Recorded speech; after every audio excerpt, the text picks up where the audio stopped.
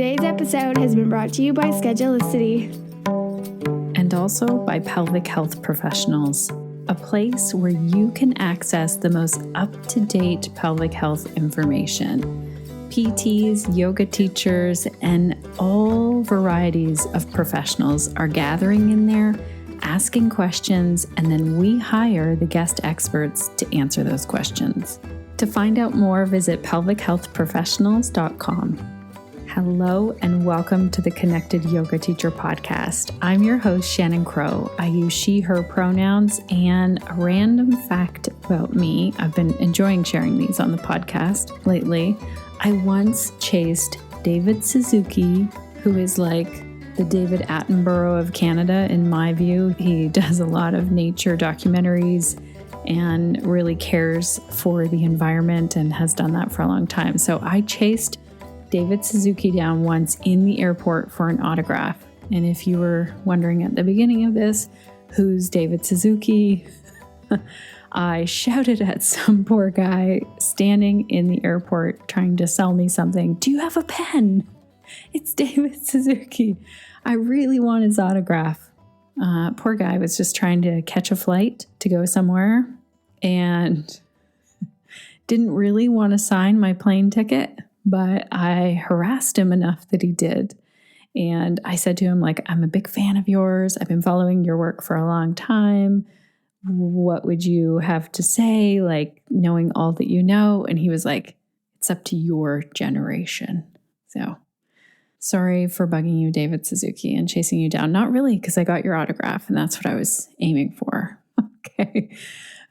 For those of you who don't know me, I'm a mom of three, a yoga teacher, podcaster, and founder of Pelvic Health Professionals.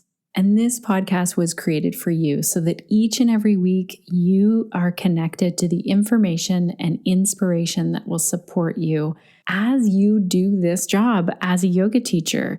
It is sometimes really tricky to navigate. I'm really excited about today's episode. We're continuing the conversation around pain and yoga with our guest, Neil Pearson. And if you haven't listened to the previous two episodes, so episode 225, I talked about yoga and hip pain. And last week's episode 226, Shelley Proska was on to share some questions to ask someone in pain. The links for those are in the show notes. If you want to listen to them before today's episode, they're not in any particular order, but it might just help you to kind of navigate this conversation around pain.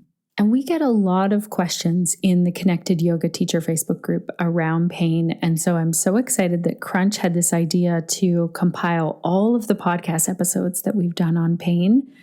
And that means that I need to do a little behind the scenes of she has gathered each link and we just need to get it all together on one page for you. So my goal is to get that done by the time this episode comes out. If you don't see it in the links, in the show notes, then tell me, Shannon, you didn't get your homework done yet, and I will.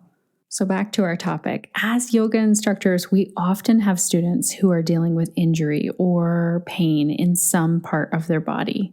And when that happens, we might be tempted to guide them to avoid all movement that cause any amount of pain.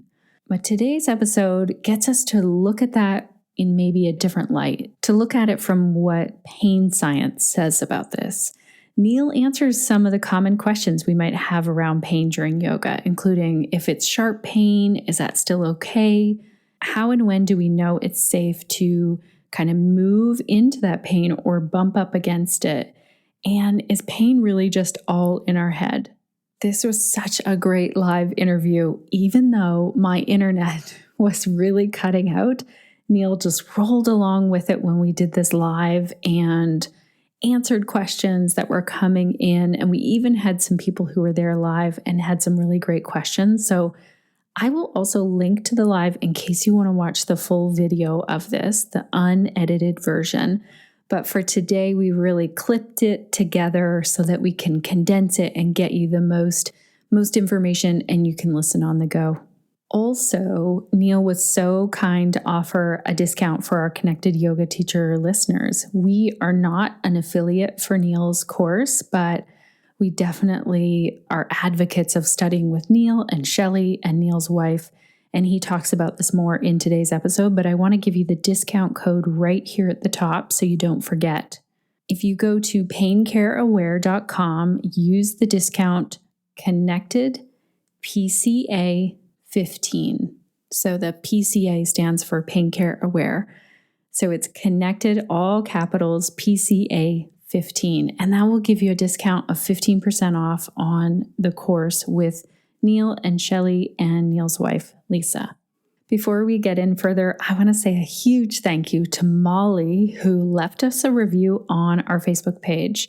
Molly said, the Connected Yoga Teacher podcast is a wonderful resource for yoga teachers at any stage of their teaching journey.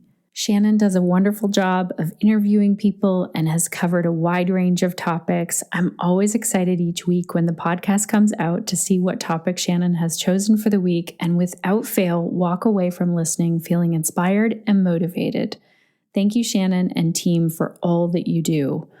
Oh my goodness, Molly, I am inspired and motivated now from reading this. I'm so glad that the podcast is helping you to feel inspired and motivated to continue to do the work that you're doing as a yoga teacher.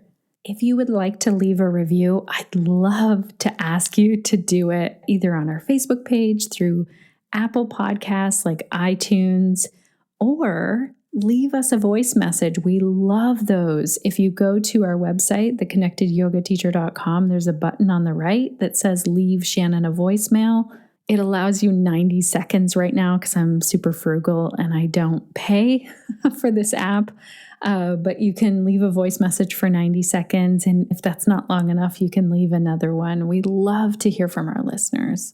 I also want to give a shout out to the team over at Schedulicity for making today's episode possible. Let's hear our hot tip of the week from them right now.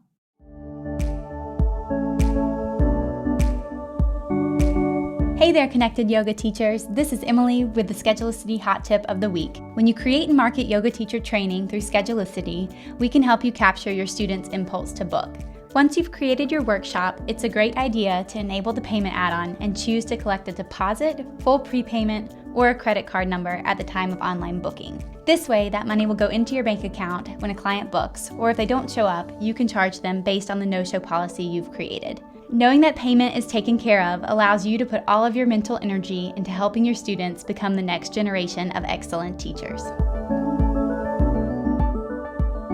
Thank you so much, Team Schedulicity. Now let's dive in and meet Niel Pearson, who is a physiotherapist, yoga therapist, educator, and author.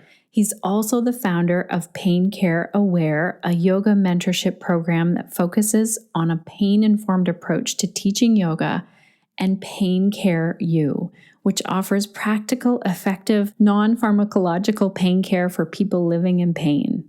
Niel's focus is on teaching about pain science, the lived experience of pain, and the intersection of pain science and yoga. To this end, Niel serves as a clinical assistant professor at University of British Columbia here in Canada, where he teaches PTs and MDs and the faculty of IAYT accredited yoga therapy programs. And he's also a consultant to Canada's largest rehab clinic group, as well as to pain advocacy groups. So yeah, Niel really knows what he's talking about when it comes to pain science. His goal is to help people living in pain and to assist others with the same desire to serve. So if you are showing up here because you are dealing with pain, or your yoga students are, and you want to have new language around pain in a yoga class, this is a powerful interview. Let's dive right in. It's almost like pain has become a taboo topic and or word within yoga, which is pretty odd to me, given that yoga is about decreasing suffering. And I know there's this idea that we've been taught by people who said, well, if you say the word pain, more people might have pain. And I would say we need to actually challenge that assumption, right? Yes, there are some people that using the word pain could actually make their pain experience worse.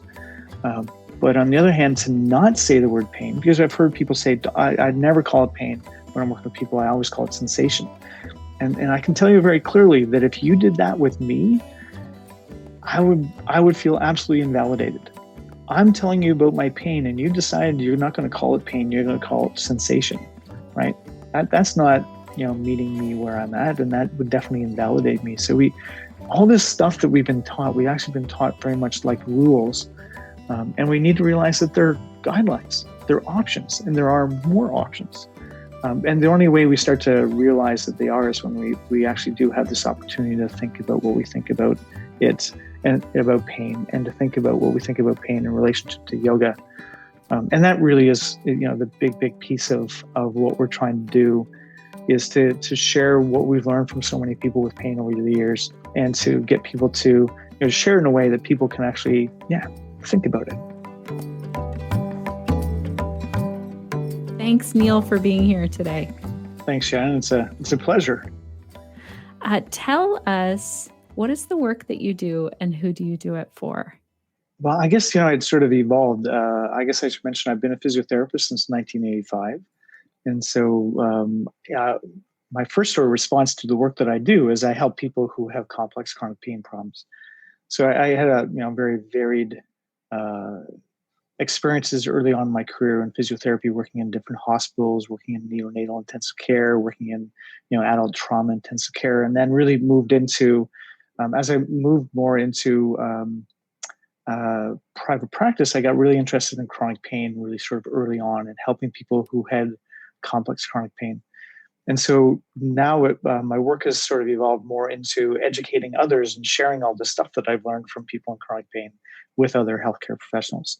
And so the work that I do is sort of spans teaching people in pain about pain, teaching yoga therapists and yoga teachers about pain, and how do we integrate what we understand about pain into what we do as a yoga teacher or yoga therapist. And then also even teaching doctors. I'm a professor at University of British Columbia, and I teach in the physiotherapy program, and I also teach in the medical specialty program around pain management. So it's sort of more of a teaching role these days than anything else. Where did the pain science start to come in? What was the catalyst for that? I have to say the catalyst actually was that patients were telling me about pain. They're telling me, about their pain. And what they were telling me about pain did not match with what I learned in school. And this happened really, really early on in my work.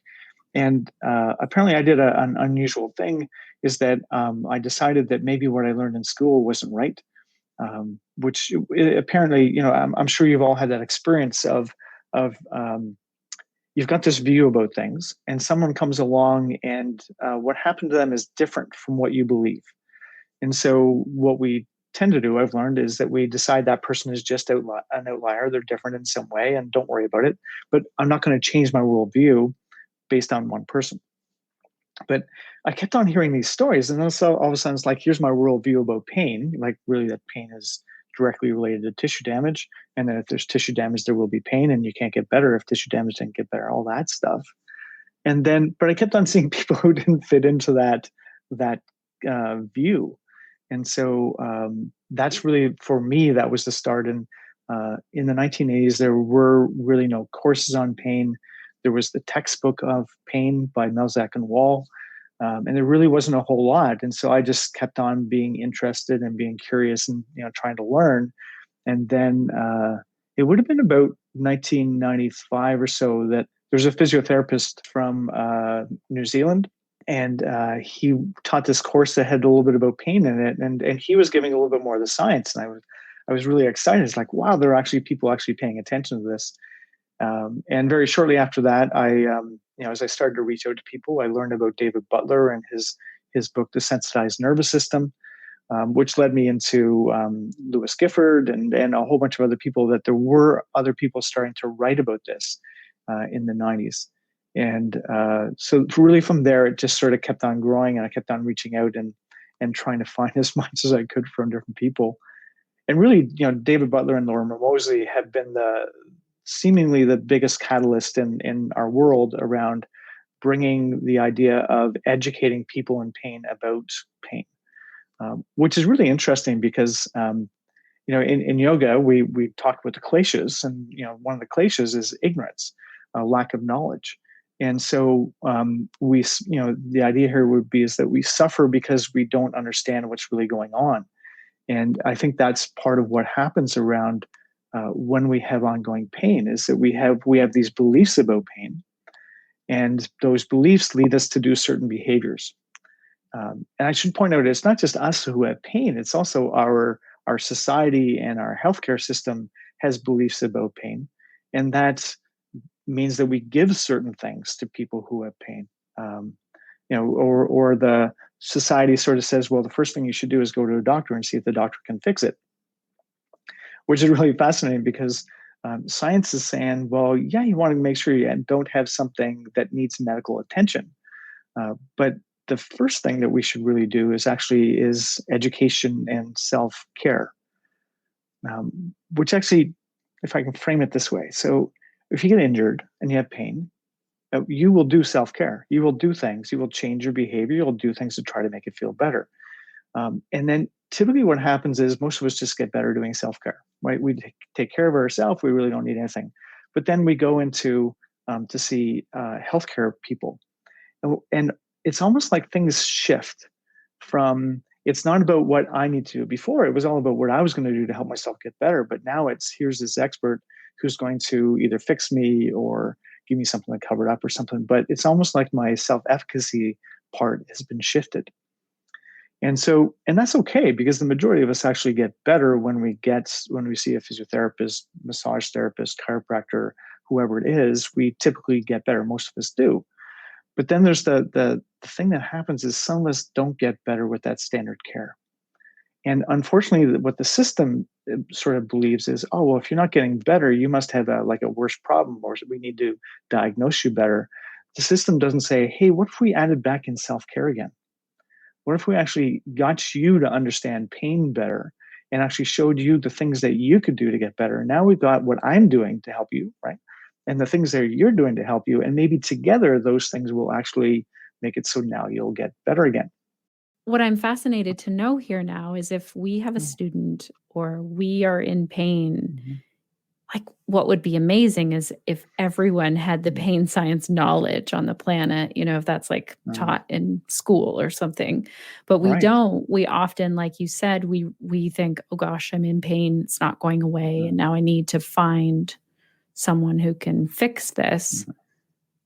Where do you think, because okay, so I'm not a physiotherapist, I'm a yoga teacher.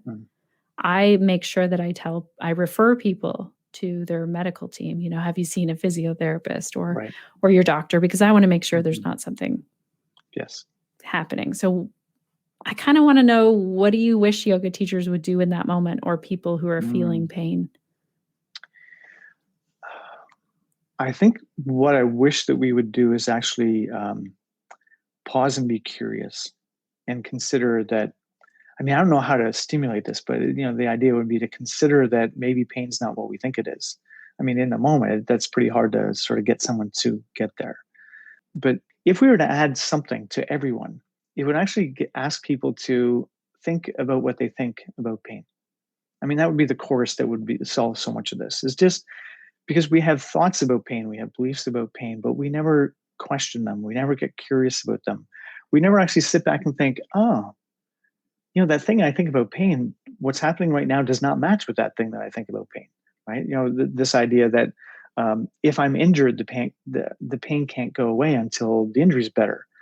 But I mean, all of us have had injuries, and you can see the injury is still there. Obviously, the tissue hasn't fully healed, but a lot of times, mostly it doesn't hurt. But we never have that opportunity to really to think about what we think about pain. And that's really, if you looked at Explain Pain, and we look at what we bring into education, yoga teachers and yoga therapists, it's to, in part, that's what we're asking or what we're trying to do, is give people experiences so they can do it. So if we go back to the person, so you have say you're a yoga teacher, and the person comes up to you and says, every time I've done downward dog for the last couple of weeks, I get this pain in the front of my shoulder. What should I do? Right? So I think what we want to do is recognize is that we have options. I mean, the first thing is that, and I know Shelley would have talked about this a little bit on your podcast, and Carolyn would have said something about it. is this idea is that pain is a complex, multifaceted thing. It's not just about tissue damage. There's other things involved in it. And within yoga, we've got this idea that we have many aspects to us. And we have practices within yoga that allow us to be to contemplate, to be curious, right? And so it's, what we tend to do, unfortunately, when that person says, I've got pain in my shoulder, is we tend to say, well, if it hurts, don't do it. Or if it hurts, take child's pose. And I guess what I want to say at the beginning is that's absolutely valid stuff to do. Perfectly fine. There's nothing wrong with doing this. But then to come back to the idea of that yoga is about helping people be more flexible, as in be more adaptable, to have more options. So these are perfectly fine options. But what else does yoga say that we actually might use as an option? Right. And so the option might be to, while you're doing the practice today, maybe what you want to do is so we can pay attention to alignment, right? But we can also say what's going on with your breath. And we could also look at what's happening in your lower mind and those more automatic aspects of you. And what's happening in your higher mind. Like, what are you actually thinking about in that moment when you have the pain? Or what's the emotion that's coming up in that moment? And like, how are you responding to that? Like, are you just trying to push it down? You're trying to suppress it? Are you finding that you're like totally sucked into it and you can't think of anything but the pain, and that's freaky? To become curious about every aspect of our existence in that moment, even to look at, can I find a sense of peace? So one of the things you might say to the person is, well, we've done the practice where you're really touching, getting in touch with your heart and feeling connected to the world. Can you, while you do your downward facing dog today, could you try to recreate that sensation or that experience and just see, does that change this at all? Right. And I guess the other point I should make here is that the little scenario I just gave you is really, it's contrived, right? There are other things that we'd want to know. If a person says that it hurts every time they do it, but it's no worse, I think we can all feel pretty comfortable that this is not something that you need to worry about. If a person's saying, I've had pain in my shoulder for the last 2 weeks and it's just getting worse and worse and worse, the options that would make the most sense here are we need this assessed, right? We should get this assessed, and for today, probably best to take child's pose and imagine it, or do something like that. Very different from a person who's saying, it hurts when I do it, and when I finish, it's not provoked. In one case that we would want to definitely get some assessment. Either we would assess that person or get them to see someone who might assess them. Okay. This is so great. And I feel like I'm about to have one of those moments where I think it was because Shelley said something like, you need to talk to Neil about saying, like, we don't just say in a yoga class, or to rethink saying in a yoga class, if it hurts, don't do it. And I was like, oh, but because I know many times in yoga classes, if there's pain, back away from that. So what are your thoughts around this in a yoga class and that cue? So I would come back to the idea is that the cue is perfectly fine when it's intentional.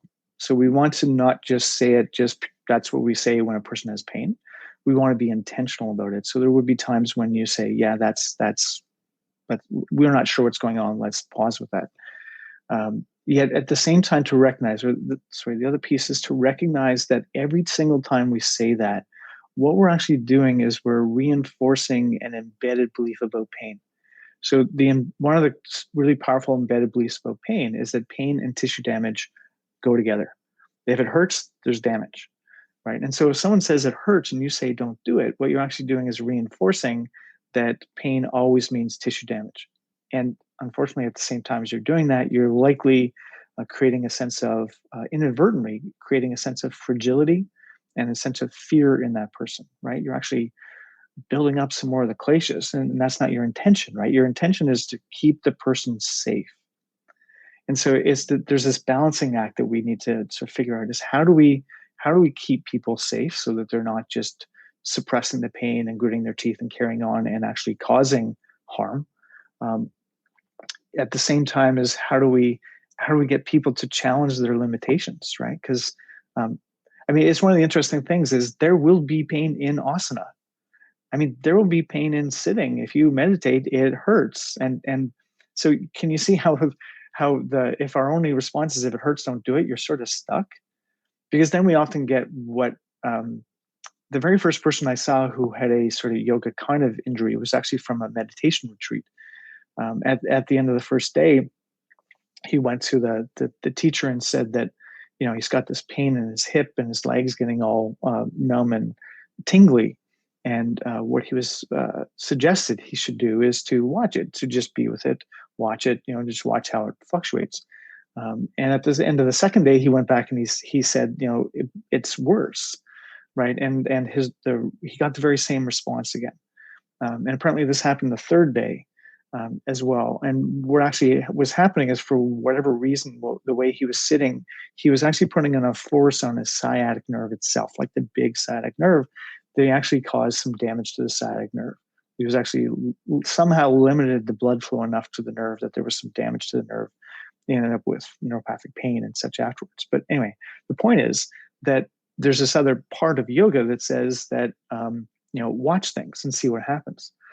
But watch things and see what happens, we also want to be discerning about it, right? So this part of the thing is that sometimes when we watch things, we start to realize, wow, that's so cool. When I watch it, I can see it changing. I can see it fluctuating over time. And sometimes even people have that experience of just taking your attention to the pain makes it change in a positive way, which is a pretty good sign, right? Of course, I guess we need to recognize is, if you have pain in your shoulder and you go and you pay attention to it and the pain gets less, that does not mean that it's not related to what's happening in shoulder. It just means that the act of taking your attention to it is associated with a change in the pain. And it tells you something else important about pain is that pain is changeable, that we have some influence over it. But what it doesn't tell you is that that's what the cause of the pain was. Maybe I'll say it in a bit of a different way. If you're doing downward facing dog, you've got that pain in the front of the shoulder, and I came up to you and I say, you know how you can like draw your shoulder blades down your back just a little bit and really lengthen through your thoracic and neck areas, and how you can sort of pull the ball of your humerus into the socket. You can do all that stuff, sort of draw yourself in, make yourself long while you're doing this. And you do it and you say, hey, the pain's gone. What we're likely to do, and unfortunately flawed logic, is we're likely to decide that the pain was because of the alignment. But all we know is that you changed the alignment and the pain changed. We don't know the cause of the pain yet, right? Because pain is always multifaceted. So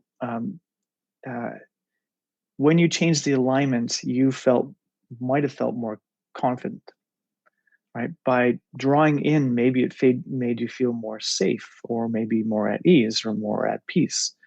I'm an expert. I gave you this information and you took on that, right? I gave you that information with this idea that this would help, and that changes your expectation, right? So, I mean, it's interesting is, yes, we changed the alignment, but we also changed what you're thinking and what you're emoting, and we changed all this other aspects of you.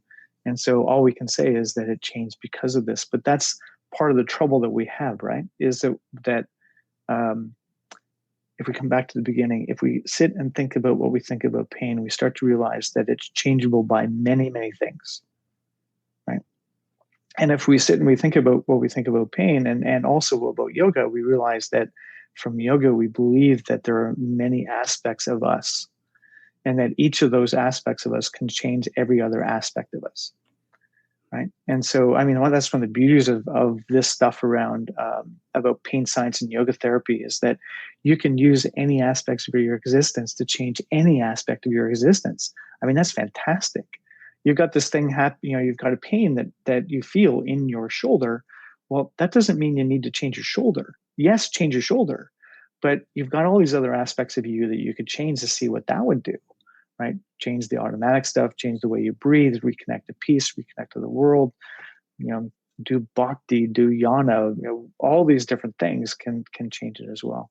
So we talked about options a little bit. And so we have the options of, if it hurts, maybe we modify what we do with the body, or maybe we try a bit of different breath practice. I think one of the other valid options that we'd want to do is to consider imagery, because we know that sometimes if something hurts, if we can imagine doing the movement before we actually do it, then sometimes that even works even better. There's a difference between discomfort and pain. And I think what my suggestion is that to consider that that's something that we learn over time and through the practices of having permission to explore and being able to be curious and finding that place of safety to explore. And that most of us do not have a good understanding of which is which. And of course, we also need to recognize is that pain is not an accurate indication of tissue damage. So we can't just say, if you call it pain, then that's tissue damage, because that's not true. I mean, if I just grab my earlobe, anybody listening, if you want to try this, as long as you're fine, otherwise, you grab your earlobe and just squeeze it for a while, it will start to hurt, right? And then you let it go, the pain's going to go away. But that pain was really intense. That was pain, right? But you weren't damaged. And we need to be careful that we don't have this idea that, well, if we call it discomfort, then we know we're okay. And if we call it pain, then that is damage. We don't know that. It's not that simple. I'll just give you one other example of this, is that in school, we learned to get people to do the 0 to 10 scale. How would you rate your pain? 0 is no pain, 10 is the worst. And so what's really fascinating, years ago, this guy, I asked him and he says, well, it's 0. I'm like, well, that's a little surprising, because the pain's really bad. So really there's no pain. It feels perfectly fine. And he says, well, no, it doesn't feel perfectly fine, but I just wouldn't call it a pain. I said, well, what would you call it? And he said, well, I'd call it a discomfort. And I said, okay, so on a 0 to 10 scale, 0 is no discomfort, 10 is the worst you can get. What are you? And he tells me the number. And then I'm saying this to him, and I've never thought of it before. And I said, so hang on a sec. Are you telling me you've got a 0 to 10 scale for discomfort? And then once you get to 10 of discomfort, then it's pain? And this fellow's answer was just so informative. He looks at me and says, well, doesn't everybody? Recently, someone else said to me, well, I actually have 3 scales. Right? There was something below discomfort. But I think that this is the unique individuality of it. And we've been taught, in trying to keep people safe, we've been taught things like, if it's discomfort, it's okay. Or we've been taught that pain's okay, but if it's a sharp pain, that's not okay. And that's not necessarily true, right? So pain is a protective mechanism, or we could say it's part of the protective mechanisms of us. And so when the pain feels more dangerous to us, that means that the systems are determining that this is more dangerous. It's not that it is that the problem in the body is particularly more dangerous. It's just the systems have come up with the determination that it is. And they can come up with that determination based on absolutely everything, including your genetics, right? Including your ancestors and genetics. And we're trying to learn that we can, pass on how the nociceptive apparatus, or the apparatus of the body that tells us about danger stuff, is impacted by genetics. It's impacted by everything that's happened in your life. It's impacted by all the predictions of the future, right? It just absolutely everything changes it. How much you slept in the last while, the chemistry of your body right now, your endorphins, everything is changing this thing, right? But we really have this idea that it's all to do with just the damage of the body. And so we have this sense, without thinking about it, is that if it feels sharp, that must mean that there's a worse problem in our body. And it might be. But the thing is that it might not be, and we need to be careful about that. As yoga teachers and yoga therapists, when a person says they have sharp pain, if you follow that, oh, well, if it's sharp, you shouldn't do it. Once again, you're not providing any room to explore. All right. And so maybe if you want to sort of morph what you're doing and say, is if a person says it's more intense, if it feels more scary to them, then this is something where you'd want to, when you're getting the person to move, be more gentle. But give the person still an opportunity to find that place of comfort and safety from which they can explore this. Right. That's amazing. I think, you get really excited about this, I can tell. And you're like, isn't it fabulous? Isn't it fantastic? You're using, we're so complex. It must be very frustrating for scientists who are trying to come up with clear answers when it's it could be your genetics or how much sleep you had. Mm-hmm. Yes. Well, yes, because we are, as healthcare people, we are taught, I think I can still clearly say this, we are taught to be right or wrong. We were taught to be definitive. And what we're taught is to look for algorithms So you come in with this, and I'm going to do this. And, or if you came in with this, I'd do something different. And so we'd have this algorithm that you go through. So to work with people who have persisting pain is to work in an area of uncertainty. And of course, this is where our personal practice of yoga becomes so important, is for us to find a way to be okay with that. Because it's sort of funny. I've had patients stand up and put their hands on their hips and look at me and go, "This is just trial and error, isn't it?" Right? Because what we need to do, because of the uncertainty, is we need to try things out and then reassess how things are going, and not just decide, well, you've got this, so I'm going to give you this, and it will make you better. So this is what you've told me is going on, and we're going to try these things, but we're going to reassess what's happening, and we're going to morph what we're doing based on what happened with you. Can I give you a specific example of that? That's Yeah, really I would relevant? love an example. Yes. So a couple of weeks ago, I was talking with a number of colleagues, rehab professional colleagues across Canada, and we were talking about people who have long COVID, who have COVID symptoms that are sticking around. There's this conversation came up about how there's so many people with long COVID. It's like, no matter how small you do exercise or activity increase, it actually makes them worse. Right. And so the conversation was all about, how do we actually, what should we do? What term, or what kind of exercise, what kind of activity should we get that person to do? Because of course, exercise is medicine, right? Exercise helps you get better. So, but what should we do? And what was really amazing is I was sitting back thinking, this is fascinating. Here's an assumption. The assumption is that exercise is always medicine. And of course, in Ayurveda, there's, everything is medicine and everything is poison. It depends on when and how much, and all those things. So, but here's this group of healthcare professionals that had this idea of, how do we find the right amount of exercise? And they're thinking about grading it down. But even in that, they're saying, even when we do really small things, people get worse for days afterwards. And so the whole conversation was about, what do we do to help that person get better? Right? Or how do we help them be able to move more? And so you can see that the embedded belief was sort of problematic here. And, so my comment to him was, so you're telling me that you're reassessing these individuals and that they have remained worse for days. You've actually provoked them and they have not been able to recover really well.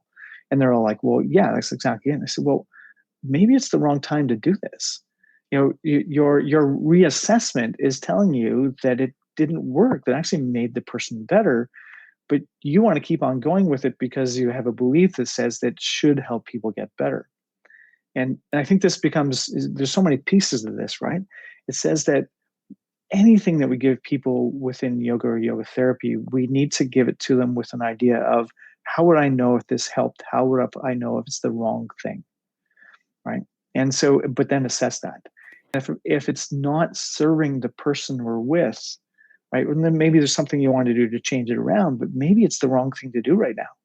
Maybe it's just not the right approach at this time. You need to come at it a bit of a different way.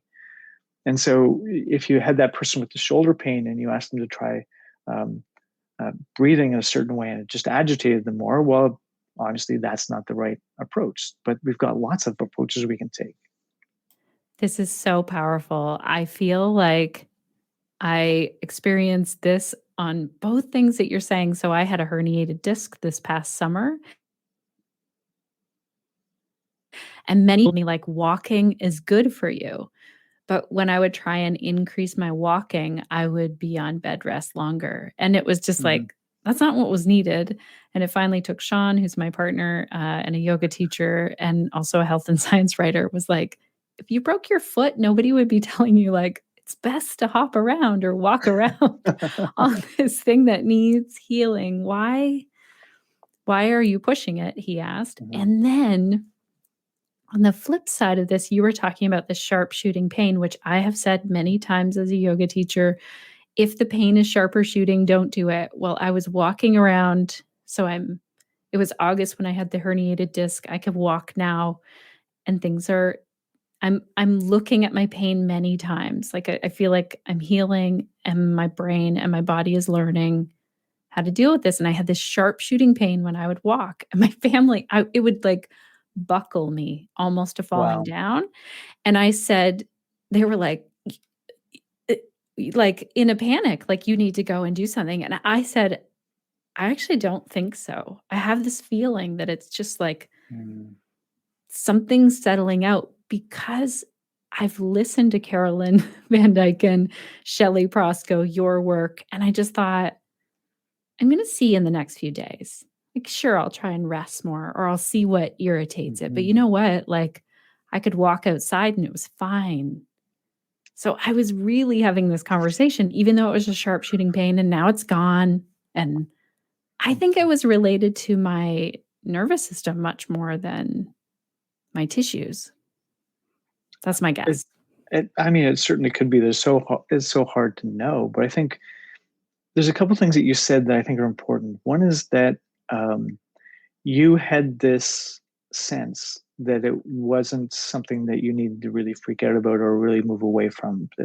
And I think what we when we are working with other people who have pain, is that we often forget that that person is an expert in their pain. Now, I know pain's not accurate, yet we still can say to the person, does it feel like this is serving you? Does it feel like this is actually being detrimental to you? And there's a lot of times when people say, yeah, this feels like the kind of thing that I should work on, but maybe I need to change it. And other times people are saying, this does not feel like it's serving me right now. And I would say, for right now, move over here. It'd be like for you with the at some point you need to forward bend again, right? Because not only because we forward bend in life, but if you want to make the tissue around your lower back healthy again, you need to actually reintroduce all the movements that are part of the normal movement of the body. Um, but we need to do that at the right time, right? So if you start early, it probably would continue to provoke you. And the more you did it, it would probably be harder to move around. And we'd say, well, that's not the right thing to do. So one of the other ways that we can know, is it the right amount of activity, when we're convinced that the person in front of us can actually be curious and isn't just going to grit their teeth and push like crazy through this thing, is to say, so one of the things you could do is work on provoke it and recover. And if you went out walking and you said, yeah, it hurts while I walk, but when I sit down the pain goes away pretty darn fast, right? Then that recovery part would tell you this is probably an okay amount of activity. Then you need to grade it for your decision. If you did it and you said, hey, the pain was worse for hours after I did that walk, then that sort of sounds like that's not the right thing to do. And so one of the ways that we can think about this and sort of explore and try to come up with the language around is the idea that um, it's okay to provoke the symptoms if you feel at the end that the benefits of what you did outweigh the consequences. And this is, so maybe I'll say it another different way. So years ago, I see this woman, she's got back pain. She's been getting better and better and better. She comes in on a Monday morning and she's not really able to stand up straight. She's, sort of holding her back. The pain's worse again. And she's like, yeah, I know, and she's like setting herself up. She's like, she knows what I'm going to say. She says, my friends were going out dancing on Saturday night and I know I shouldn't have done it. I know you're going to give me grief about it, but I did. And, that's why I'm so sore. And it was one of those other times that I'd never actually asked this question before, but I said to her something like, do you believe that the benefits of what you did outweighed the consequences? And she's like, absolutely, yes. I'm like, well, then it's okay, right? Because there are benefits of doing this, of social connection and benefits of movement and all that stuff. Now, this doesn't mean that we want you to go out and annoy it every single night, but it's a very different thing than if you said that I just paid for it. It was just all regret and all I paid for it afterwards.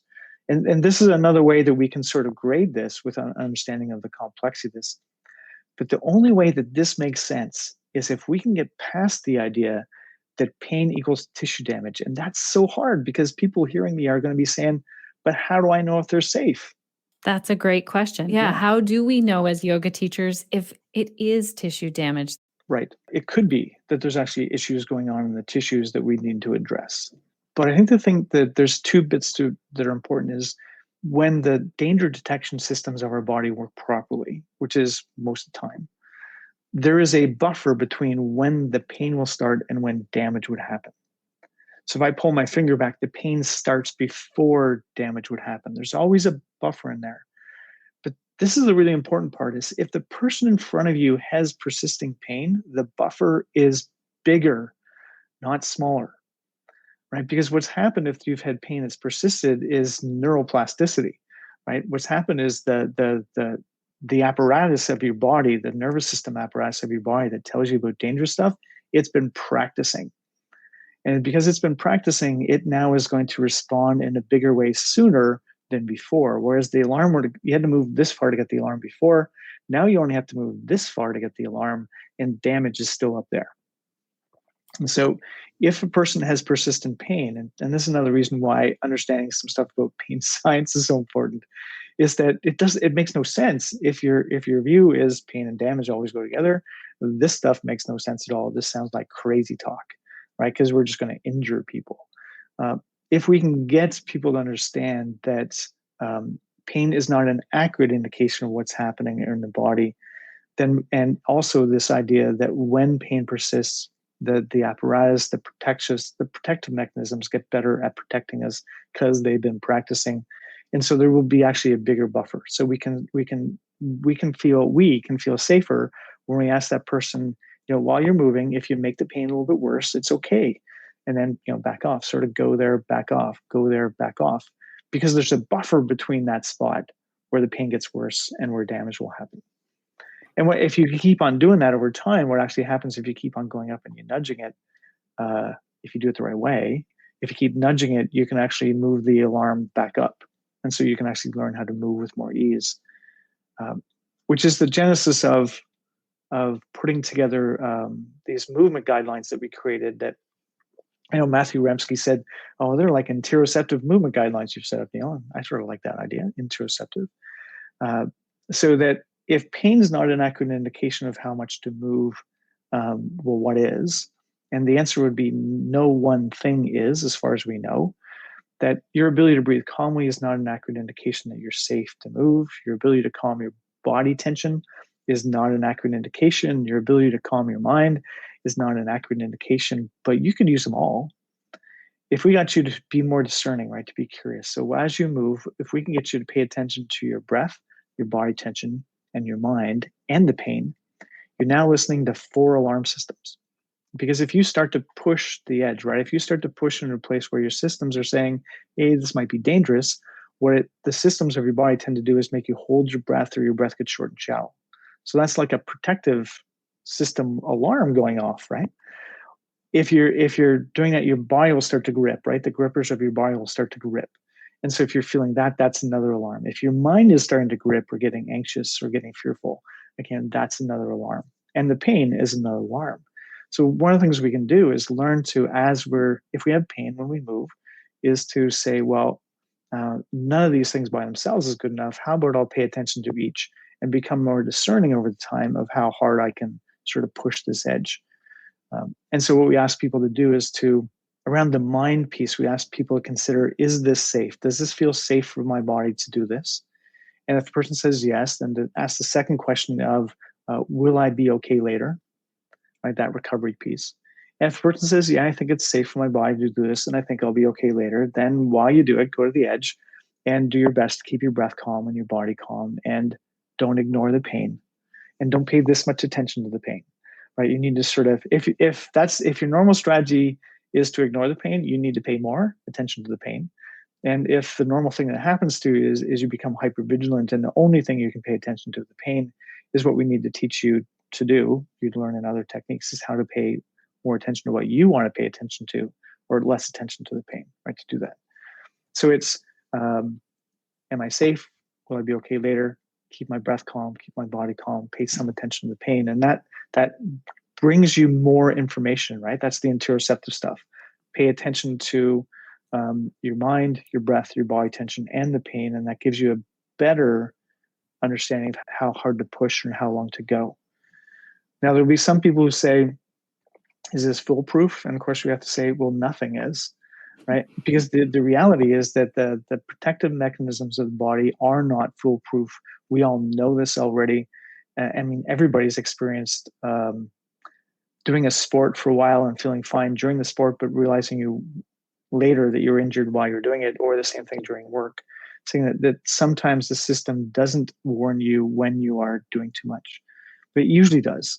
And so what we're doing is increasing the chance to be able to recover function and increasing the evidence of safety around this stuff, which I know a lot of people know the polyvagal theory. To think about that is that what we're actually doing with this, if you can keep your mind calm, your breath calm, and your body tension calm, and pay some attention to the pain, is that to do that, you're actually increasing the evidence of safety. Right? So when you go to the edge, of course, there's some evidence of potential danger, but the really important thing is that polyvagal theory, or one of the important things that Porges has shown us with the polyvagal theory, is that it's about increasing evidence of safety and then challenging that edge, right? To be able to stay safe and go to where it feels a little bit dangerous. That's how we change things.